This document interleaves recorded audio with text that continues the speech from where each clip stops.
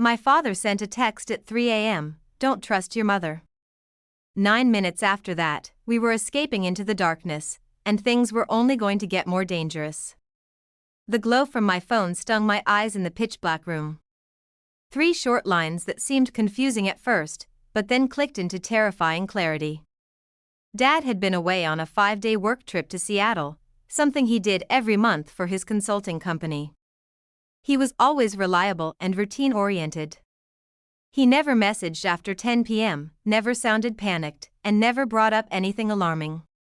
This message broke every pattern I associated with my careful, composed father, signaling that something had gone terribly wrong. I was 18, old enough to tell the difference between someone overreacting and someone genuinely terrified. This felt like real fear, squeezed into just 14 words.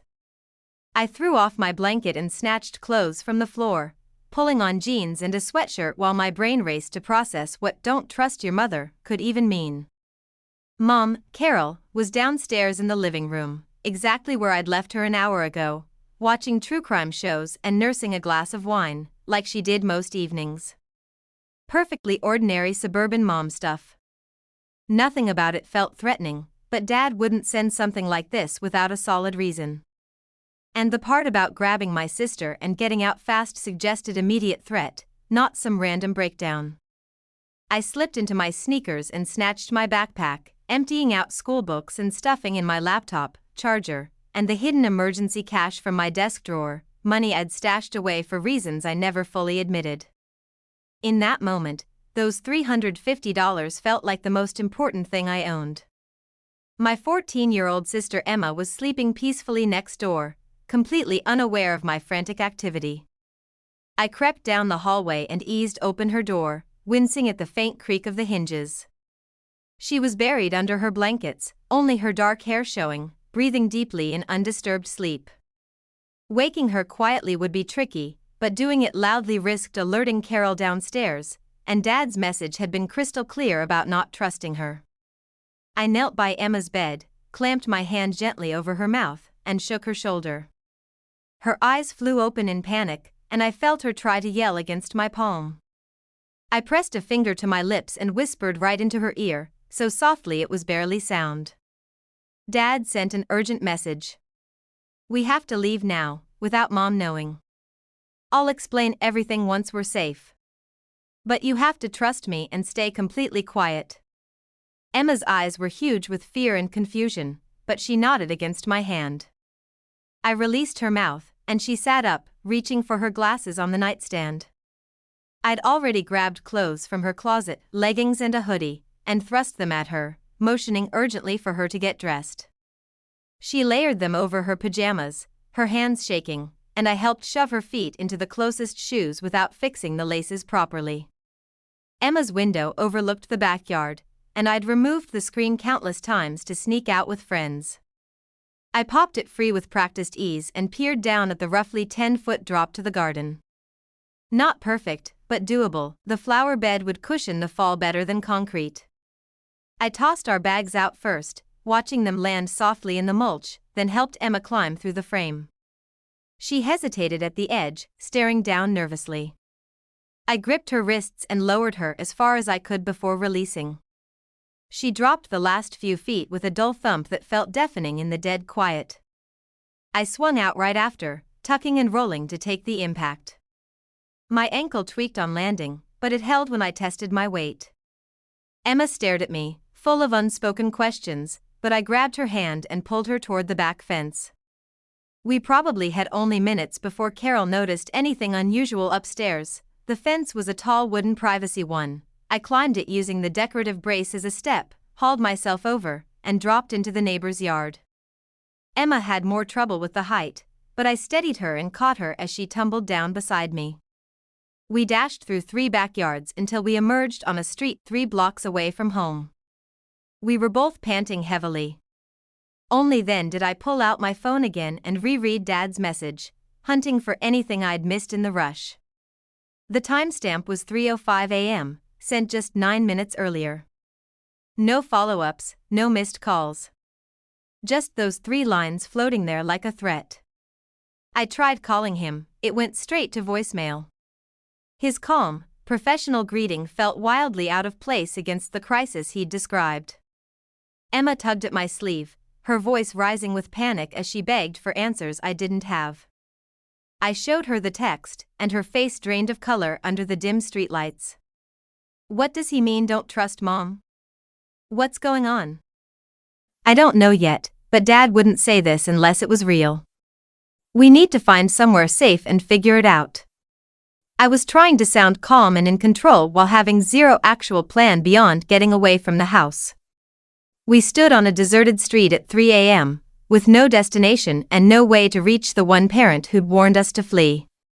My phone buzzed with a new message, this one from Mom. Where are you girls? I heard noises upstairs. Her casual wording felt wrong for the situation, like she was acting as if everything was normal. Maybe from her side, maybe Dad's message was the outlier, and she was just confused about her daughter's vanishing. But I couldn't shake those 14 words, the sharp urgency, and the fact that Dad's phone was now off. Mom texted again before I could decide how to reply, this isn't funny. Come downstairs right now or I'll call the police. The threat seemed odd, what would she even report? That her teenage kids had left the house at night? We weren't missing or kidnapped. We'd left on our own after our father's warning. Unless Mom had a reason to involve authorities, or was trying to force us back under some official watch. Emma was crying quietly now, those scared tears that hit at 14 when your whole world crumbles at 3 a.m. I put an arm around her shoulders and kept walking, heading toward the 24-hour corner store a few blocks away. At least there'd be lights and maybe people around, some sense of security while I planned next steps. Mom's messages kept coming, shifting from confused to angry to demanding. The store was nearly empty, just a disinterested clerk scrolling on his phone behind the protective glass. Emma and I hovered in the back by the coolers, trying to look normal despite being two teenage girls alone at this hour. I called Dad again, same voicemail. His phone was clearly powered down. I switched to texting, asking for more details and confirming we'd gotten out safely, but needed to know what was happening. My phone rang, Mom's name on the screen. I let it ring 3 times before answering, switching to speaker so Emma could hear. Mom's voice was tight, strained. Where are you? What's going on? I wake up and both my daughters are gone, windows open, no responses to texts, you're really scaring me, honey. She sounded legitimately worried and bewildered. Nothing in her tone hinted at threat, yet Dad's warning pounded in my head, the raw fear and precision that had propelled us out. Dad texted us, I said carefully, watching Emma's reaction. He told us to leave the house and not trust you. We need to know why. The silence stretched so long I thought the call had dropped. Then Mom laughed, a sharp, brittle sound that made my skin crawl. Your father texted you at 3 in the morning to run away from me? That's ridiculous. He's in Seattle for his conference, probably drunk in some hotel bar. He doesn't know what he's saying. But I'd never seen Dad drunk, not once. He barely touched alcohol, even socially, and the message hadn't felt sloppy, it had felt desperate. Why would he specifically say not to trust you? What does he think you'll do? Mom's breathing grew faster. When she replied, her voice had hardened. Listen closely. Your father has been having some kind of breakdown. He's been paranoid for weeks, saying weird things, making accusations that aren't true. I didn't want to worry you girls, but he's been seeing a therapist for delusional thinking. Whatever he sent is part of that. You need to come home now so we can deal with this together. The story sounded believable, except for the timing. If Dad had been unstable for weeks, why send the warning now? Why turn off his phone right after if he was just drunk and rambling? And why did Mom's concern feel performed rather than real? Emma's expression mirrored my doubt. I want to talk to Dad first, I said. I want him to tell me he's okay and that the message was a mistake. Then we'll come home. Mom made an exasperated noise. I heard footsteps and the clink of car keys. Fine. Stay put, and I'll come get you. We'll call your father together from the car and clear this up. Where are you exactly? Every gut feeling screamed not to tell her, not until I understood more. We're at a friend's place. We'll head home after talking to Dad. I ended the call before she could push further and powered off my phone, suddenly paranoid about tracking. Emma followed suit without prompting. We were both tuned to the same wave of suspicion. The store clerk was eyeing us now, probably debating whether to involve police about 2 sketchy teens in his shop at this hour. I grabbed 2 waters and paid with cash, forcing myself to act relaxed. I had to move, but I had no idea where. Dad's message said to flee but gave no safe spot or backup contact. Emma clutched my arm as we stepped outside, nodding back toward our neighborhood. A vehicle was creeping along the street, headlights off, clearly searching. Even blocks away, I recognized Mom's silver SUV, the one she drove for open houses and practice runs. She'd guessed or somehow known we'd head this direction. We ducked behind a parked car and watched it pass. Mom's face was lit by her phone screen in the driver's window, and the look there wasn't panicked maternal worry, it was focused, calculated. She turned the corner, and we hurried the opposite way, staying low behind vehicles until we hit the main intersection. A bus shelter offered temporary cover, and I tried to think logically about options. Dad was unreachable. Mom was actively hunting us, and we couldn't go to friends, their parents would call her immediately. We needed a neutral adult, someone with authority who wouldn't automatically side with Mom. My phone powered back on and immediately buzzed with notifications. Most were from Mom, growing more frantic, but one was from an unknown number. This is Special Agent Megan Johnson, FBI. Your father asked me to contact you if anything happened to him.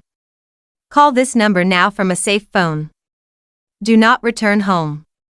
Do not trust local authorities. The message was so far outside normal life that I read it 3 times to process. FBI involvement meant this was way bigger than family drama. It meant Dad's warning was rooted in something far worse than paranoia or arguments. Emma leaned in to read, her face going even whiter. Why would Dad be involved with the FBI? What did Mom do? She voiced the questions swirling in my head. I used the payphone outside the store to call the number, wary of any tracking. A woman answered on the second ring, calm and professional even at this hour. Agent Johnson speaking.